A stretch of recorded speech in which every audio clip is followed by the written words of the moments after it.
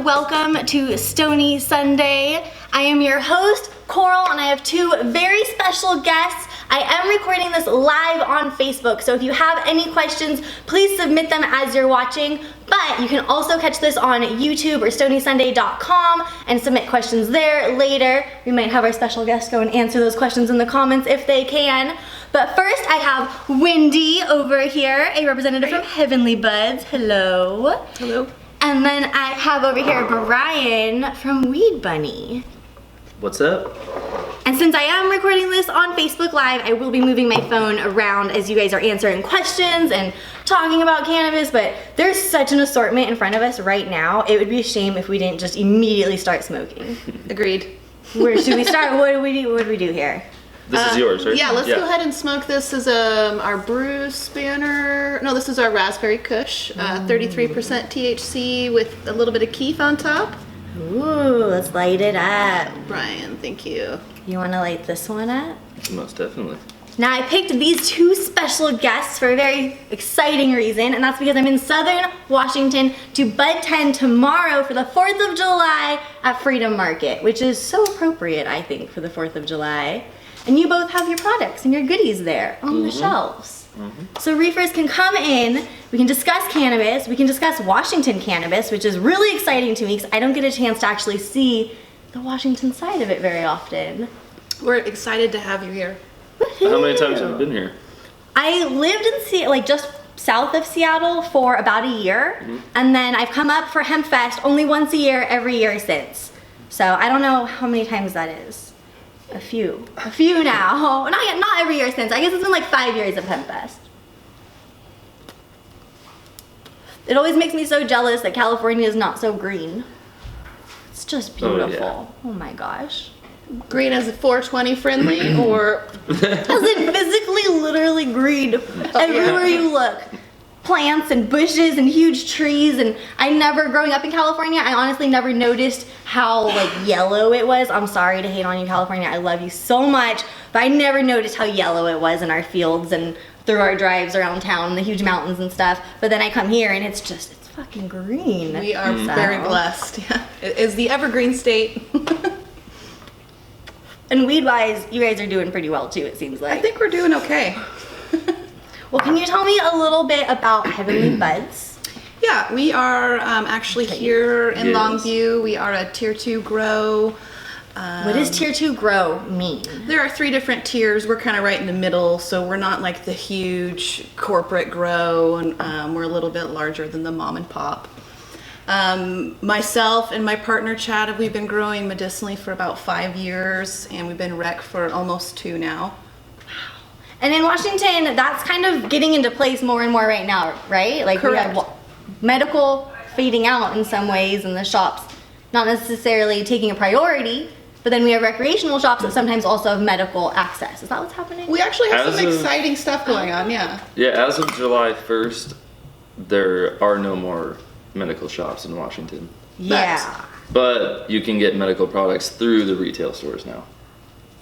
So there will be exclusive products that are only available to medicinal clients, medicinal people. And now we can finally tell people what strains are good for, what they can be. Because obviously there are so many different ailments that can be treated with this. You know, it's not just recreational. No. What's up with WeedBunny? Tell me about WeedBunny. We are a Tier 1 grow, but we mainly focus on extraction. So we are the smallest. Oh, the mom grow. and pop as described. Okay. But we extract for Heavenly Buds, and we extract for a lot of the big names in Washington State.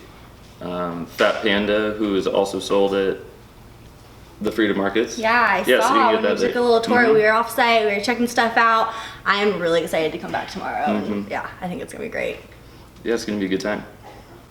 But yeah, we just mainly focus on extraction. All of our flour goes straight to extraction, so everything is full, no ground. Did you extract the stuff I was dabbing earlier? I did. It was so smooth. It was so good. I think if you guys have watched the live episodes, you might know I am like an extreme cougher. It's like I just feel bad for people that don't know that when I start smoking with them, and then I'm like coughing a lung out and they're like, are you okay? Like, did I do something wrong? I'm like, everything's fine. But I took 2 dabs and I feel like I didn't cough that much. I don't think anyone felt the need to like hand me water or a towel or anything. This stuff is it was so smooth. Yeah, Absolutely. It was awesome. That's why we have him process our flour. Yeah. Oh, I see Your a flower fan is of so Fat nice. Panda in the comments. Oh yeah, who is it? Yeah, Miguel. By the way, if we are taking any live questions, I don't want to say the last names, so we'll just say the first names because we don't know everyone's situation, and I really appreciate people that are watching live, so I wouldn't want to put someone on blast and have someone's like mom or student or someone get them in trouble. You just never know.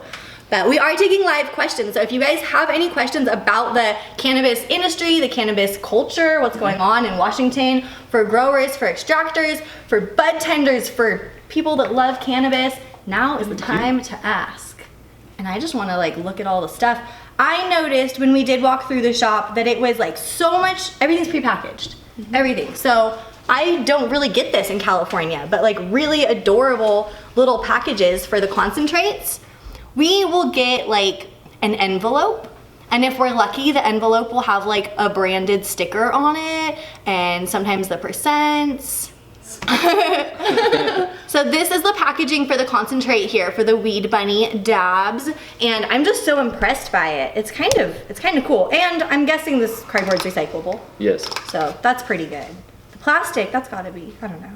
People always want to talk about the packaging for cannabis stuff, but it's been brought up that, are we talking about packaging enough for every other product in our life? Yes. Like, let's not just be picky about cannabis. Let's really consider it overall. Totally. Oh, I see it come up all the time. People are really picky on recreational cannabis about how much packaging is used, but it seems to be like a result of the laws passed and not just like you guys are trying to throw around hella cardboard. Right. And if you look at comparisons, just like bottled water, and how much plastic is in a $1 bottle of water. Those polyurethane are recyclable. Yeah. People always ask what to do with their leftover containers, and you have to clean them out. Like if you've gotten all melty and gross in there, it's the same thing with any food container that you're gonna recycle. You have to give it a rinse, give it a clean out, but it's really nice that a lot of cannabis things, like a lot of the packaging is recyclable. I think you guys know that if you watch my channel. It's a big priority of mine, try and have things sustainable. Oh my gosh, there are just so many people excited and saying happy Stony Sunday. We haven't gotten a lot of questions in yet, but it's really exciting to see people from Vancouver watching, and that, I don't know if they mean Washington or Canada. Could be anywhere. Hello to both. Vancouver. Yep. Hello. How often do you guys go up to Canada? Do you guys I ever myself go? have been once. I was 5. Oh wow, so not often. No. No. Have you gone smoked in a lounge at all? Yeah, but I don't go up there very often. I went, I used to go to Western Washington University, which is in Bellingham, and that's really close to Canada. So that was the majority of my experience in Canada, was taking advantage of the younger drinking age. Right? It seemed like when I lived in Seattle, everyone when they turned 19, they're like, let's go. Yep. And I moved out for my 19th birthday. I was like, hey, bye. So I didn't get to go. Bummer. I left. I'm not really much of a drinker, but it was the sentiment. It was the idea of it that I definitely missed out on. Oh my goodness. Well, we only have one joint now, so we better light up something else. Okay. It's necessary for Stony Sunday. Should we go with another Bruce Banner? I'd like to, this is one of my favorites. This is our signature strain. That's the Master Yoda. Ooh. Should we do bong toast? Yeah, I like bong tokes. I love bong tokes, to be totally honest. Pass that way, pass this way. Oh my goodness. When I lived up here, or actually when I lived quite a bit further north of here, the recreational scene wasn't happening at all. The medical scene was a lot more reserved. I didn't know anyone that identified as a patient or got their cannabis medicinally at that time. But people were like super hyped on the Big Bud from Canada. Do you, or like from Northern? Do you guys have, is the Big Bud a strain, or is Yeah, Big Bud absolutely. just like a Northern phenomenon? Yep. I've only seen it Have you once ever grown it? in retail market. I've grown an offshoot of it called Gigabud, and it didn't have the Big Bud. A lot of times around here, the Big Bud's been crossed with something else, like Bubba Kush or something like that. So I haven't really seen the true strain for a while, but I have to agree. That is one of my all-time favorites. It was one of the first times that outside of Santa Cruz, I was really like, oh my God, like this is good weed. Yeah. I'm still trying to get too high. Good. Still trying. But this looks amazing, and it says raspberry kush. Master Yoda is what you're looking for, but I don't think I ever saw that jar. I don't know if it's I don't think it's out here. I went with raspberry kush because it was in front of me, and I'm gonna smoke it. Oh, the hemp wick. Oh, the hemp wick. I switched purses. I didn't bring the hemp wick. Now I'm gonna have to smoke from the lighter. What have we done? We'll survive. What kind of Stoney Sunday is this? Okay, I do have to point out that on the bong it says made in Portland, and I think that is adorable. That's pretty cute. Did that come from Freedom Glass? Freedom Market? Is it your Freedom Market, yeah. So Freedom has a bunch of different shops that do different things because it's kind of a divided up market as far as I can tell. Right. So there's the glass shop, which is different than the apparel, or is the apparel? I'm not quite sure. Is there anyone here from either one of them? Sure. Hanging? The glass shop's no more. Oh, the glass shop is The no more. glass shop is no more. It's ever changing is what we're learning. Yeah. But yeah, there's two different shops. Yep. And I will be at both of them tomorrow. So we've divided the day up into 2 4-hour shifts. So I'm gonna do 11 to 3 in Kelso and then 4 to 8 in Longview. And I'm trying not to mix them up. We've got maps, we've got schedules and calendars. It's gonna be great. But I think the best part is meeting world reefers and actually meeting people that wanna tell their story about using cannabis, because everyone has such a different relationship and a different experience with it that I have never ending curiosity about it. So I know there's a lot of people in this area really excited to be able to come out and see you and ask questions. So, and I'm going to be there, and I'm excited to answer questions. super excited. And as I usually do when I have meetups or bud tending shifts or anything like that, I have a bunch of goodies to give away. So I'm really excited to be sharing with locals to this area and regulars to the Freedom Markets, because it's really fun to just kind of see what crowd each shop cultivates too. You really get to know different locals and different communities, and I just think it's so fun. So this is a first for me to be up in this area, and right now with this buffet in front of me, I am feeling very welcomed. Very, very welcomed.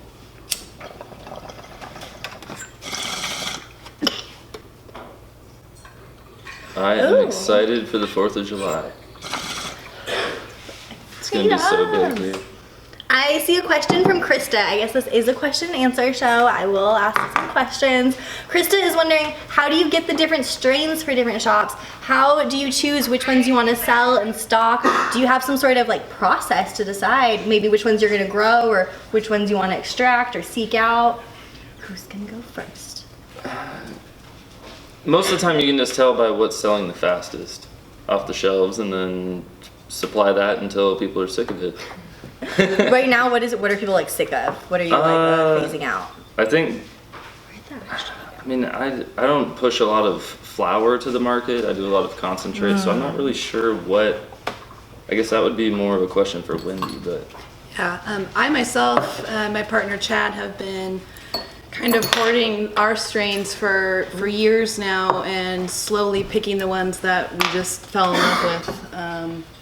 So do you like grow them out personally and really get a chance to decide? So I've grown them all medicinally before recreational. I've been growing them all mostly for 5 years, and yeah, we just handpicked them all. We've gone through a lot of strains. We try to give them a few grows, try to get a couple different phenos for them before we kind of let them go and decide it's not something that we think is top quality. So that's what we kind of hold on to. We kind of held on to the Blue Dream, even though it's really popular in Washington State, just because I am in love with this pheno. It's 25.9% THC. The smell is amazing. And the sativa high from it, I smoke, clean my house, go to work, and it's just perfect balance. I had a friend when I was waitressing, and she would only smoke Blue Dream. Like if I didn't have Blue Dream, she was like not gonna smoke with us. It was essential to her smoke sesh. So I know it's very, very popular. I don't know, that's got to be such a fun process to really pick and choose and try a few different ones.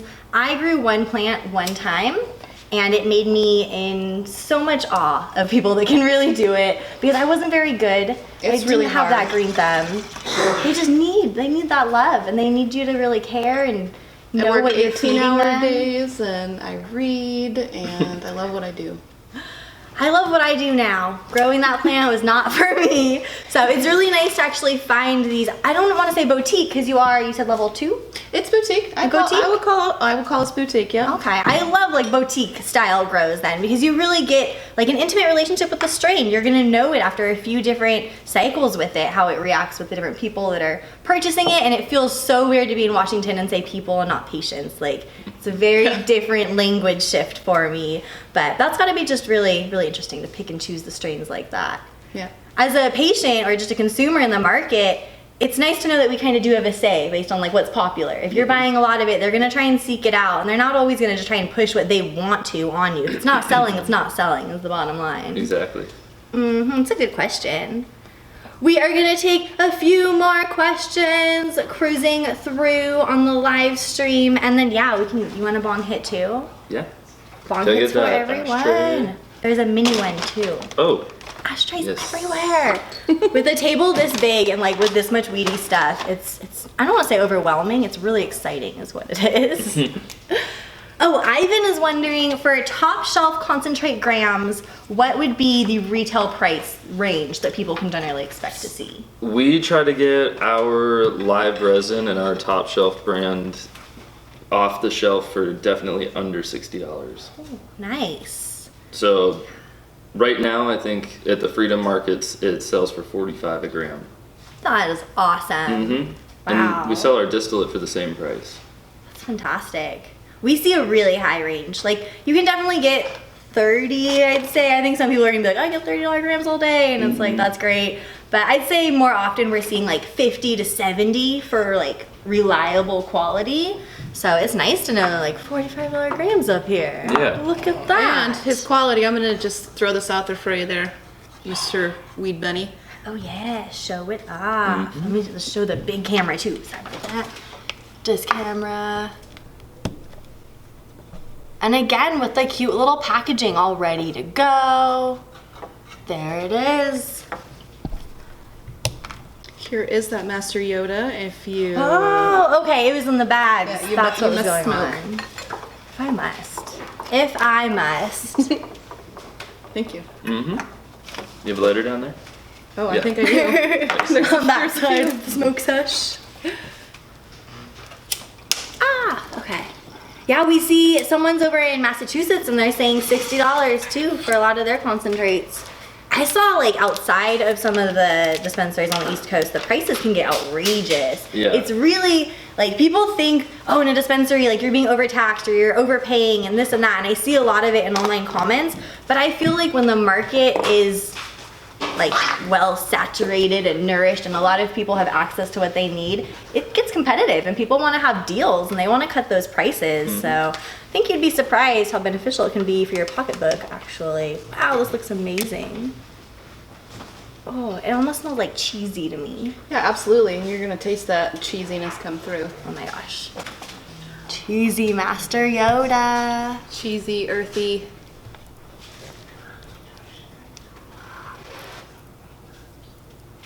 Okay, it's almost like a crime to grind it up. I haven't had something really cheesy in a while. It's exciting. Okay, we'll put this over here for now. Oh, look at all these questions.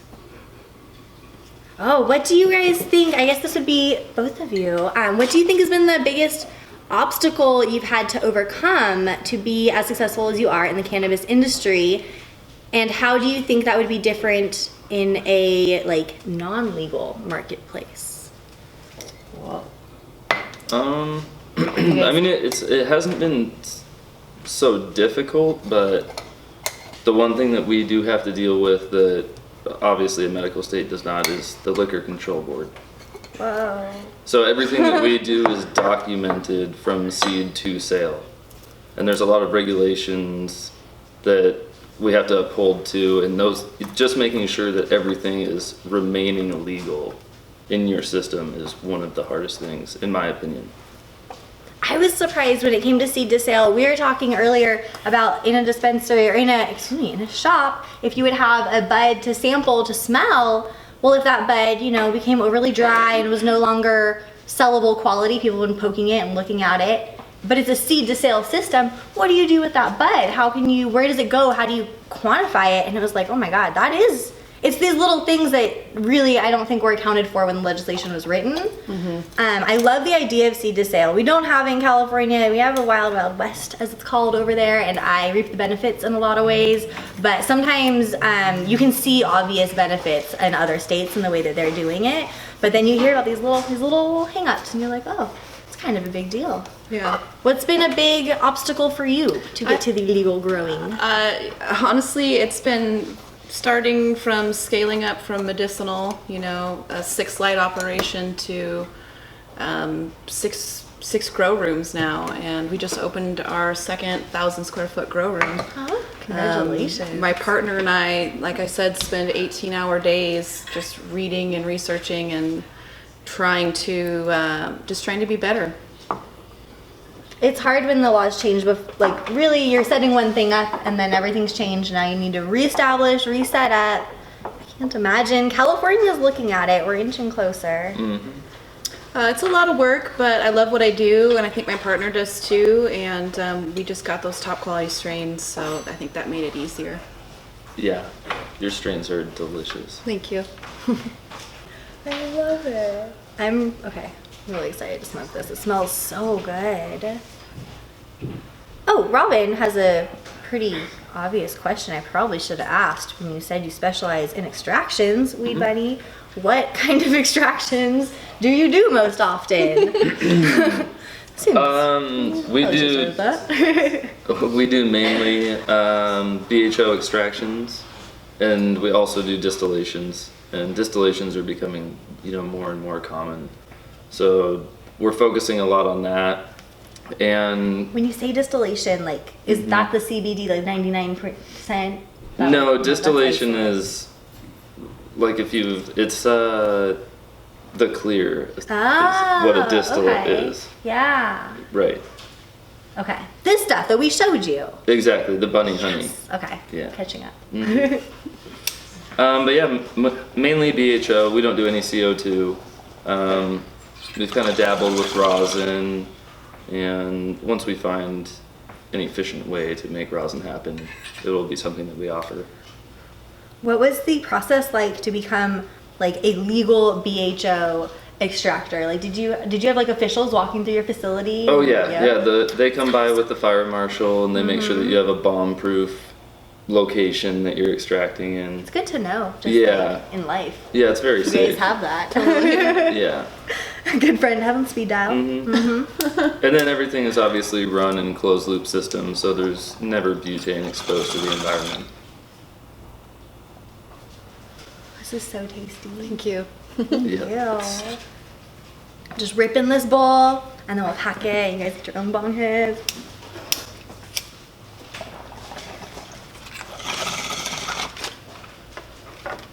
Have you Who says grown? happy 420? What time is it? 8:20? Yeah. somewhere it's definitely 420. Do you guys have a method of like organic growing Yeah, for the absolutely. retail? Do you guys do organic? Yeah, we've been organic since the beginning. Yeah, I had no idea. Pesticide free the whole time. We do all botanicals, and I don't want to give away too much, but everything is absolutely organic. We have a preventative maintenance schedule, and we have some innovative technologies to take care of powdery mildew and things like that. Again, I just don't want to Don't give away all the divulge secrets. too much. It's kind of a tricky situation. If you guys don't know, I'll give you this bong hit. If you don't know and you're watching, organic is like an FDA regulated term, so you won't see it just slapped on cannabis products. In fact, I want to say it was in Colorado that was like a big deal. Some shops were actually brought to lawsuit because it had it in their name. Because organic is an FDA regulated term, you won't see it slapped on the labels. There has been an organization that's popped up that I'm a big fan of called Clean Green. I don't know if they have a presence in Washington. I want to say that they do. I haven't heard of No, the Department of Agriculture has a very strong presence. So, Okay, well in California we have Clean Green, and they can't use the word organic, but they're a third-party organization that can actually go and just on site say that it's pesticide free or done with natural methods, and then you like get a little logo on it, and you know it's not organic, but it's kind of something that I like to look for in California. It's nice. Isn't that lab doing that in Eastern Washington? What, Trace Analytics? I'm not quite sure who it is, but It's crazy, the little specifics of that. So we'll take 3 more live questions, and then that is it for this week's Stoney Sunday. But you can come in to the Freedom Market, Kelso or Longview on Monday, the 4th of July, and I will be your bud tender. Jacob asked, how do you know if the cannabis is organic? If you can't say it, I would say this is where having a really good shop and a really good relationship with the growers is important, because you want to be able to talk with them using words like pesticide free or all natural and know that they're being accurate and honest. You don't want people just saying things because it's going to sell. You really want a grower that you can trust. How many more questions? 2 more questions. I see Tabitha just asked edibles ? edibles I am currently working on. I'm kind of working on some medicinal stuff right now, so I'll be doing some pills. I'm going to be partnering with WeedBunny to do some CBD, THC pills, and all CBD as well. Nice. We're really excited to kind of go back to our roots with the medicinal and be able to provide for patients. But the edibles are coming as well. I'm working on a couple chocolates that will hopefully be on the market in a couple weeks. Chocolate's my favorite. It's my answer for everything. Oh, like that's good. candy, donut, cake, flavor, munchie. It's all chocolate. It's all chocolate. The last question of this week's Stoney Sunday. I will have to take a bong hit as well. This question is from Tara, and she's wondering if I will be at Seattle's Hemp Fest in August, which I think is like 5 or 6 weeks away. It's sneaking up really, It's the really 19th, quickly. 18th and 19th. 18th. Oh, thank God you guys know the dates, because I'm always just waiting till August. And And then if you're going to be there, you're going to have to come stop by our booths and say hi. Yes. Yeah, I was gonna ask if you guys are gonna be there as well, because I Absolutely. will be there. It's one of my favorite events. I know a lot of people have hesitations about cups and these different cons and things because they're expensive, but the Hemp Fest is free if you want to wait in line. If you want to pay, you don't have to wait in line, and if you volunteer, I'm pretty sure it's free because they're really excited you volunteer. Oh, yeah. So Hemp Fest has definitely been one of my favorite events to attend. I didn't go to it when I lived in the area, and then I was like kicking myself, like why? So now I like to go and smoke as much as possible, and I really love meeting real reefers there. So if you are gonna be in the area for Hemp Fest, say hi. If you're gonna be in Longview or Kelso for the 4th of July, come say hi. And thank you guys for being on Stoney Sunday. Oh yeah, thank you for having us. See you next week. Bye, you guys.